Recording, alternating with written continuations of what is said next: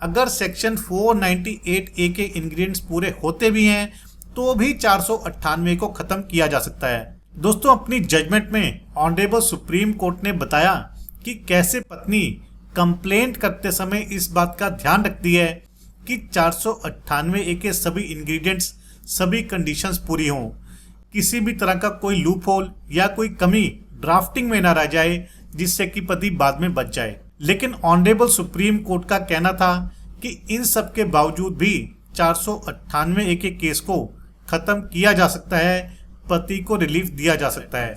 यानी दोस्तों, आज हम ऑनरेबल सुप्रीम कोर्ट की एक लेटेस्ट और लैंडमार्क जजमेंट पर बात करेंगे, जिसमें ऑनरेबल सुप्रीम कोर्ट ने न केवल 498 के केस को खत्म किया, पति को रिलीफ दिया, बल्कि पुलिस को और कोर्ट को ये डायरेक्शन दी कि पत्नी की कंप्लेंट पर बेवजह से धड़ल्ले से पति पर 498 ना लगाया जाए। यानी कि अगर पत्नी की एफआईआर में ऑफेंस होना पाया जाता है तब भी पति के खिलाफ कोई कार्रवाई नहीं होगी, पत्नी के 498 के केस को खत्म किया जा सकता है। दोस्तों, ये वीडियो पति देखे ना देखे लेकिन पत्नी को जरूर देखना चाहिए ताकि उसे पता लगे कि किस तरह से 498 का मिसयूज किया जाता है, और अगर आपका केस जेन्युइन है तो आपने ये गलती बिल्कुल भी नहीं करनी है जो कि इस केस में पत्नी के द्वारा की गई थी। दोस्तों, इस केस में पति पत्नी की मैरिज सन 2008 में होती है और 2012 में उनके घर एक बच्चा भी पैदा होता है। दोस्तों, शादी के 10 साल के बाद यानी कि सन 2019 में पति के द्वारा पत्नी से तलाक लेने के लिए क्रूअल्टी के ग्राउंड्स पर डाइवोर्स का केस फाइल किया गया। सन 2020 में पति की मां यानी कि सास के द्वारा पत्नी पर घरेलू हिंसा, डोमेस्टिक वायलेंस एक्ट का केस फाइल किया गया। दोस्तों, जैसे ही पति और सास के द्वारा ये केसेस फाइल किए गए तो पत्नी ने बदला लेने के लिए पति और उसके परिवार पर 498 की एफआईआर दर्ज करा दी। पत्नी का आरोप था कि उसे ससुराल में तंग किया जाता था, उस पर अत्याचार किए जाते थे, उससे दहेज की डिमांड की जाती थी।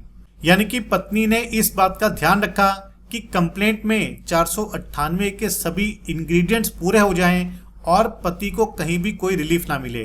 दोस्तों, पत्नी की कंप्लेंट पर पुलिस के द्वारा 498 की एफआईआर दर्ज कर ली गई। इसके बाद इन्वेस्टिगेशन करके पुलिस ने केवल पति के खिलाफ 498 का चालान फाइल किया और बाकी दोषी यानी कि सास ससुर या अन्य ससुराल वालों को एफआईआर में से निकाल दिया। दोस्तों, इसके बाद पति के द्वारा पत्नी की एफआईआर को क्वैश करने के लिए हाई कोर्ट में क्वैशिंग पिटीशन फाइल की गई, लेकिन हाई कोर्ट में पति की क्वैशिंग पिटीशन को डिसमिस कर दिया गया और पति पर 498 का केस चलाने के निर्देश दिए गए। इसके बाद पति के द्वारा हाई कोर्ट के ऑर्डर को ऑनरेबल सुप्रीम कोर्ट में चैलेंज किया गया। दोस्तों, इस केस में ऑनरेबल सुप्रीम कोर्ट ने 498 के रिगार्डिंग कुछ बहुत ही इंपॉर्टेंट पॉइंट्स ऑब्जर्व किए और ये इंपॉर्टेंट पॉइंट्स आपने भी अपने केस में याद रखने हैं यदि आप पत्नी के 498 के केस को खत्म कराना चाहते हैं। दोस्तों, सबसे पहला पॉइंट है नेचर ऑफ एलिगेशन का। दोस्तों, ऑनरेबल सुप्रीम कोर्ट के द्वारा ऑब्जर्व किया गया कि पत्नी के द्वारा जो एलिगेशन लगाए गए थे वो बहुत ही सामान्य थे और जनरल नेचर के थे।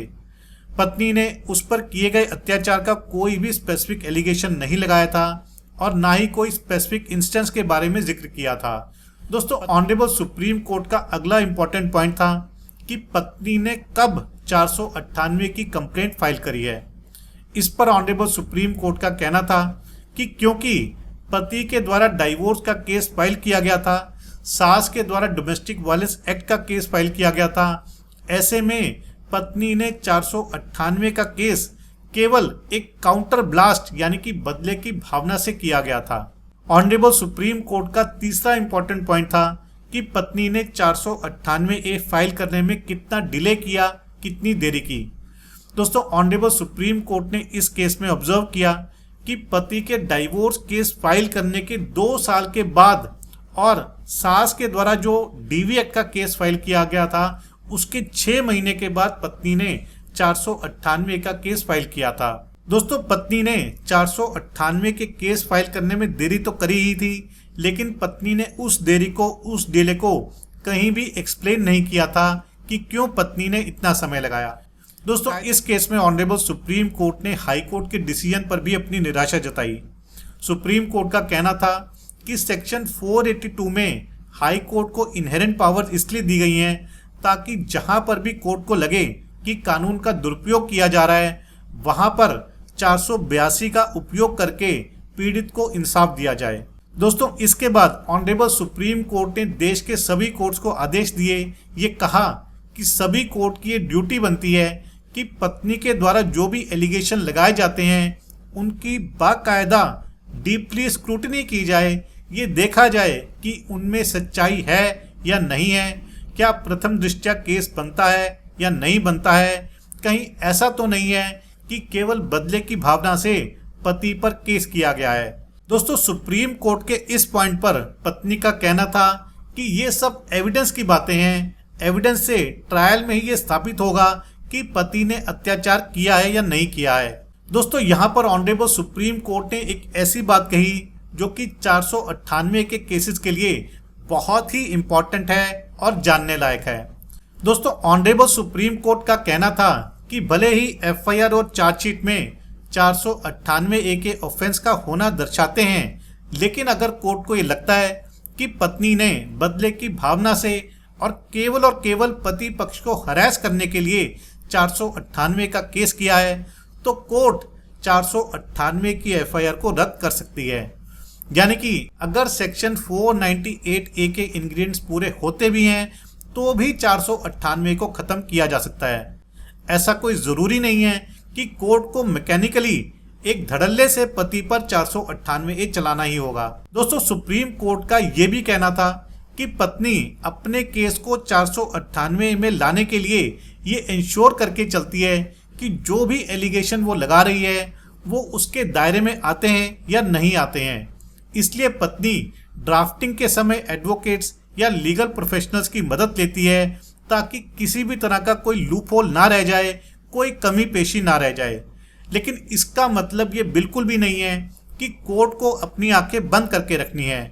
कोर्ट की ये जिम्मेदारी है कि उसे वो चीज़ देखनी है जो कि पत्नी नहीं दिखाना चाहती है, और वो है बदले की भावना से किया गया, केवल और केवल पति को हरास करने के लिए किया गया 498 का केस।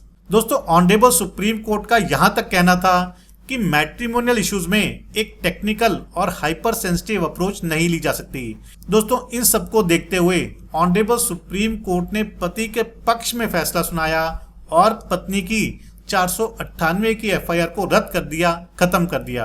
दोस्तों इस केस जजमेंट पर आपके क्या विचार हैं जरूर शेयर कीजिएगा। यदि आपकी कोई लीगल समस्या है, लीगल प्रॉब्लम है तो वो भी आप मुझे भेज सकते हैं। इस जजमेंट का लिंक मैं आपको डिस्क्रिप्शन में दे दूंगा, वहां जाकर के आप इसे डाउनलोड करके पढ़ सकते हैं, समझ सकते हैं और अपने केस के फैक्ट्स के अनुसार यूज भी कर सकते हैं। तो आशा करता हूं कि आपको वीडियो पसंद आया होगा। यदि वीडियो पसंद आया तो वीडियो को लाइक और शेयर जरूर कीजिएगा। चैनल को सब्सक्राइब करना मत भूलिएगा। अगली बार मिलेंगे नए वीडियो में नए टॉपिक के साथ। तब तक के लिए धन्यवाद। जय हिंद।